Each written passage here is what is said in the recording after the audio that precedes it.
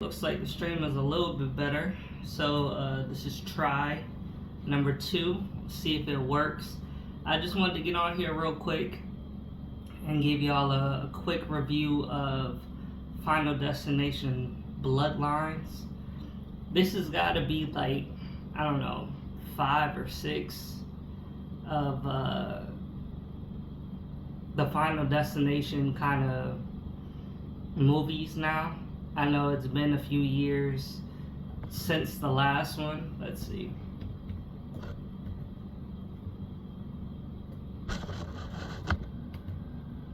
Let's see what installment this is. Installment number... So the prequel is Final Destination 5. So this is... Yeah, so since 2011 it looks like. Yeah. So anyway, I thought it was actually pretty good. I don't know if they're doing like a full kind of reboot of the franchise, but it definitely, well, I'll get to that in a second, but I don't know if they're doing an actual full reboot of the franchise, but it definitely feels like it's its own kind of standalone movie, and I think I like that the most out of this whole experience. So if you guys haven't seen it or haven't watched any of the trailers, I'm not gonna really spoil it too much, but what it really does is it focuses on the past. And it starts out by showing you like a family from the 1950s. You know, they're kind of going on one of their original first dates. And you know how kind of things are. They got this kind of, let's say, Seattle needle in the sky type situation going on. And then if you've ever seen any of the Final Destination movies, you know how things go from there. So yeah, new fear unlocked. I'm never going to the Space Needle out in Seattle. I think I've missed that mark in my life, and I'm okay never going there. But anyway, you kind of fast forward into the future. Now, what I thought it was going to be like, oh, this is how 1 and 2 and 3 connect to 4 to 5 and all of that stuff. And it does kind of bring the franchise full circle. That's why I don't know if this is like a reboot of it or if this is kind of like an end cap.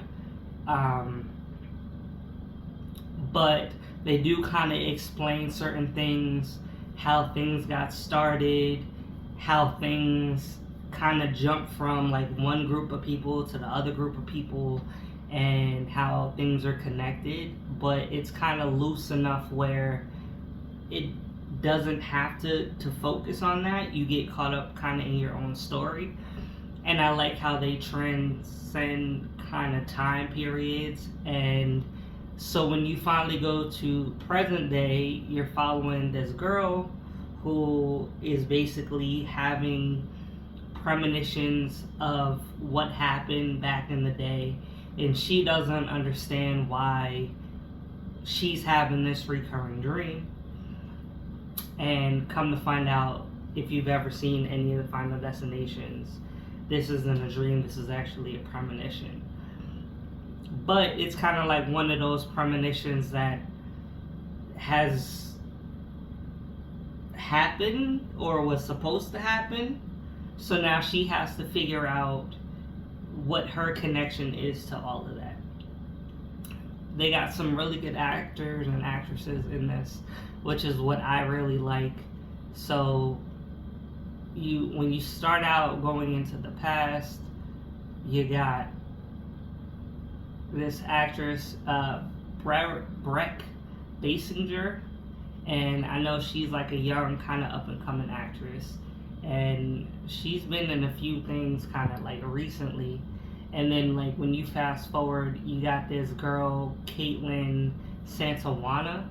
Now, as I was watching the movie, I was feeling like she kind of had this whole kind of, what is the girl from the High School Musical? thing going on, and then come to find out like she's half Filipina. So I think that was pretty dope. So you got, when you look at the cast listing, like there's not, you don't really see any of the recurring people except for Tony Todd, which I think is pretty cool, and he's one of the recurring actors for most of the franchise. He's kind of a person that ties all of them together, even when they're loosely tied together, which is pretty cool. And rest in peace to him, because this is one of his last movies that he recorded before he passed away. So I thought that was really dope. And like I said, I'll explain that in a second. But Breck Basinger and Caitlin Santawana are the two female leads of the different time periods, and you're trying to figure out how they're connected. And then you got Raya Kilcht. I don't know how to say her name. I know she's been an actress for a very long time. And those are pretty much the only main people that I know, except for Richard Harmon, which he was in was it the 100? And I mean, he's one of those characters like Malfoy, like you hate him, but you gotta like love him and respect him at the same time. And I think he brings that kind of energy into this movie, and you love the movie even more because you got him in here. So let me see, Breck Basinger. Oh, she's the girl from Stargirl. That's where I know her from. So from the CW show, if you've never seen that, which was a pretty good show. I don't know if this is one of her first major kind of movie roles. And I don't even want to know, I don't know if I want to call this like a major role, but this is kind of one of the first movie roles I've seen her, I would say, almost take the lead in, especially promo-wise. And I think she did a really fantastic job at this. And then the Caitlin Santawana, I've never seen her in anything. But I did look her up. She's like 27, 28. So, you know, again, this might be one of her first like major roles. And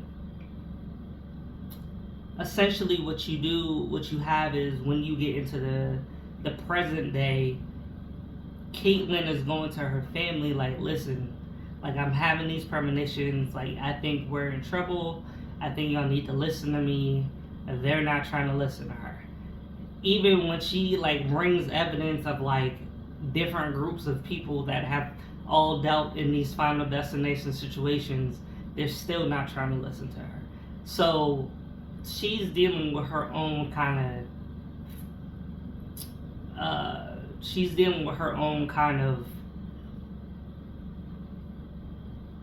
let's say, I don't want to say issues, but you know, she has her own kind of uphill battle.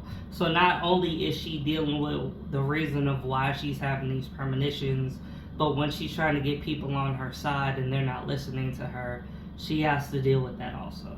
So I think they did a really good job of giving her kind of things that she has to deal with. And I think as an actress, I think she handled this role really well.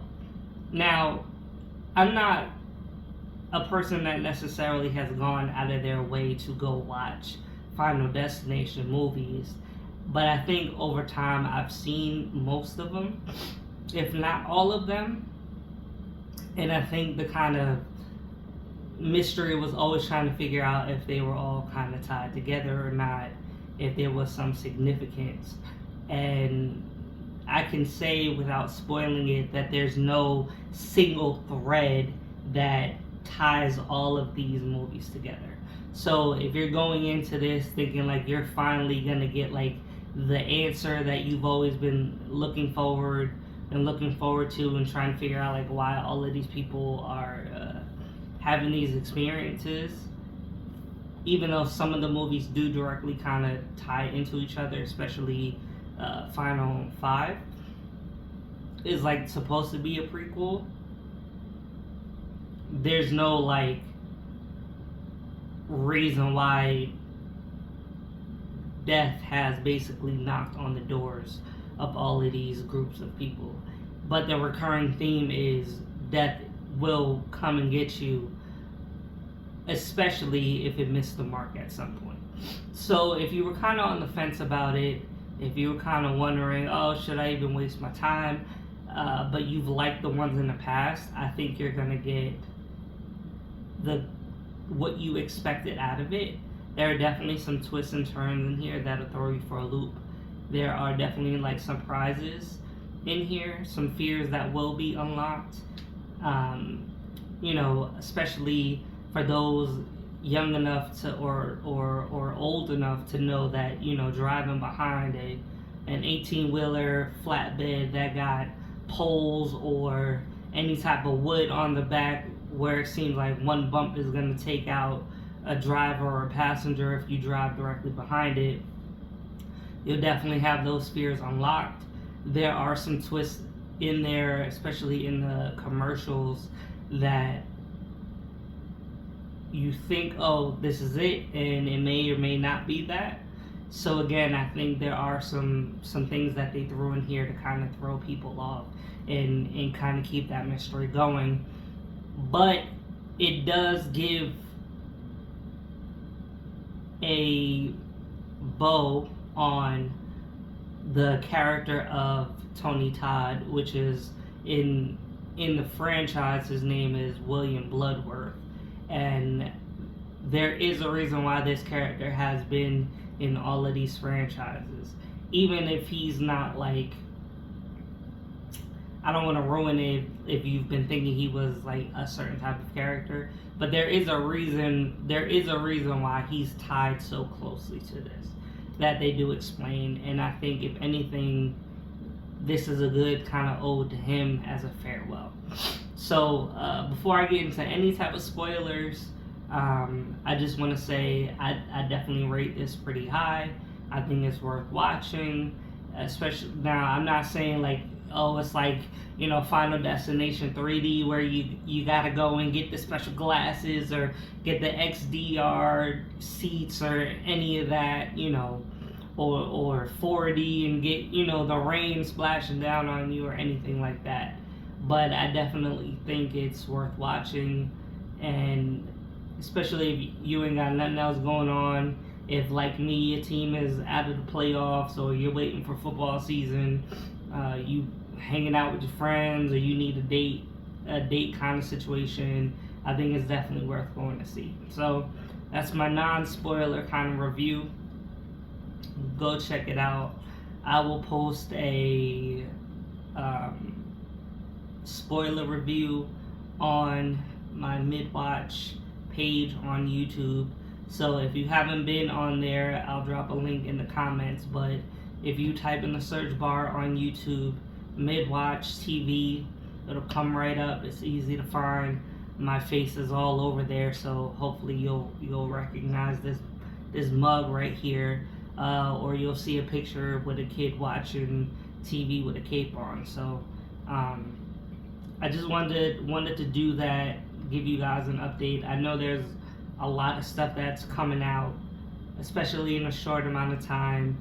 Right now, I'm not watching any movie trailers, especially for Superman. Haven't watched that, so the new one, can't talk about it because I don't know anything. I want to go in there spoiler free. So if you got questions, I don't know. I didn't watch the trailer for Ironheart, so I'm going in that blind. Is it Ballerina? Is that what it is? With Anna de Armas with the whole John Wick franchise. I have not seen that trailer. The Nobody 2 trailer, haven't watched that. I know all of these are kind of like these summer movies coming out. Now, Superman, I believe, is coming out next month, and then it seems like everything else might be rolling over until like later into like June, July, whatever. But especially Superman, I don't want to spoil it. I just want to go in there like I don't even know who Superman is and get a good, clean reaction for y'all and do a review on it. So, like I said, there's a lot on my YouTube page, especially live streams. I got clips up there trying to break down all your favorite stuff. So if you have questions, comments, concerns, definitely hit me up on there.